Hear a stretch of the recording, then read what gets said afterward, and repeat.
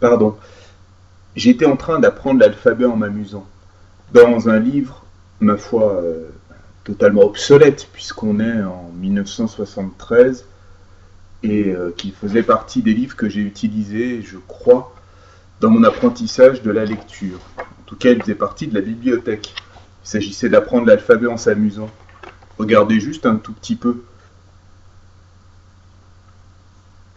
les formes de reconnaissance, jeu et travail sur ces formes, la question de disposition dans l'espace. Ouais, ça ferait pas partie de ce qu'on peut travailler en EPS par rapport aux lettres. Ouais, on dirait bien. Et puis des jeux. Et puis une reconnaissance des formes à l'intérieur des lettres, cette fois montrée. Je ne vais pas vous faire absolument tout. Ah, si, un petit jeu, qu'est-ce qu'on peut faire avec des bâtons, qu'est-ce qu'on peut faire avec des ronds, est-ce qu'on peut mettre les deux ensemble, etc., etc. Tout un jeu de fabrication qui nous permet, après, de faire un travail de reconnaissance des lettres dans un univers. L'apprentissage de la lecture, ça date vraiment, vraiment pas d'aujourd'hui.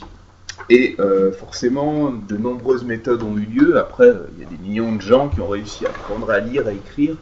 La question, c'est de savoir ce qui peut le mieux fonctionner en face des élèves que l'on a. La question, c'est de savoir ce qu'on peut chercher, ce qu'on peut trouver, qui peut se compléter. Alors pour cela, un petit parcours, pas si petit parce qu'il y a des vidéos à voir. Ce parcours n'est pas pour expliquer ce que vous devez faire, mais pour vous permettre de reconnaître, de trouver, de chercher, de vous poser des questions. Et on peut imaginer que vous progresserez, vous irez encore creuser, qu'on le travaillera en cours ou qu'on le travaillera ensuite en interaction individuelle. Ces méthodes vont surtout concerner les options E et puis les options D. À savoir que tout cela est complexe parce que l'apprentissage de la lecture, vous le savez bien, ne se fait pas en un jour, ne se fait pas en une année non plus.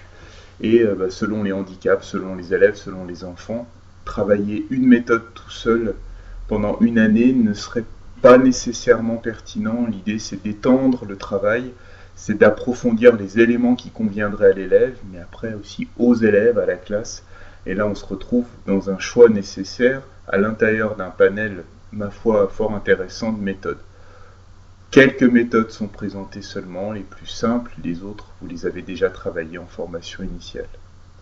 Bon parcours, bonne vidéo avec les alphas, ne vous embrouillez pas trop dans les gestes de Borel-Maisoni, et puis un petit rendez-vous avec la grammaire en couleur dans un autre parcours, à l'intérieur de toutes ces méthodes dont on entend parler et qu'il est difficile de voir appliquer de façon très pertinente dans les classes.